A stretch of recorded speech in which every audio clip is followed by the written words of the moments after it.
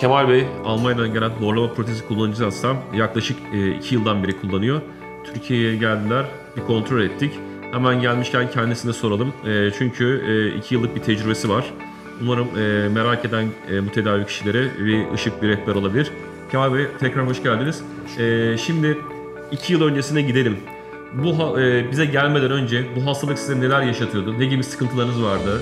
Ne gibi çözümler bulmaya çalıştınız? Sonra bize geldiniz ve bizden sonra neler değişti? Bunları böyle kısaca toparlayabilir misiniz? Mesela işten sonra çok yorgun oluyordum. Hemen yatmak istiyordum.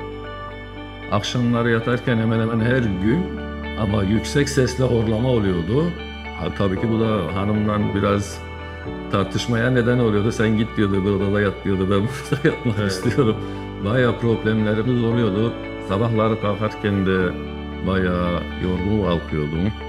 Efendim? Yani 2 senedir şimdi bunu takıyorum. Peki sonra bize geldiniz. Ondan sonra bize kullandığınız hayat kaliteniz nasıl değişti ya da eşinizin gözlemleri nelerdir? Onları bir anlatın isterseniz. İlk taktığım gün hanımım dedi valla bebek gibi uyudum artık yani hiç sesin çıkmadı, horlamadın. Evet.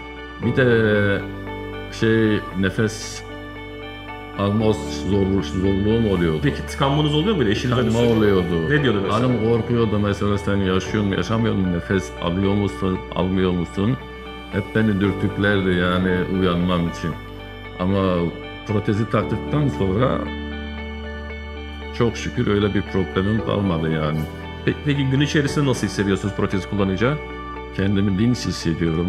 Mesela işten gelince artık gözüm koltukta değil. Evet. Hemen kendimi koltuğa atıp da uyumak istemiyorum. Evet. Yani kendimi bayağı rahat hissediyorum. Anladım.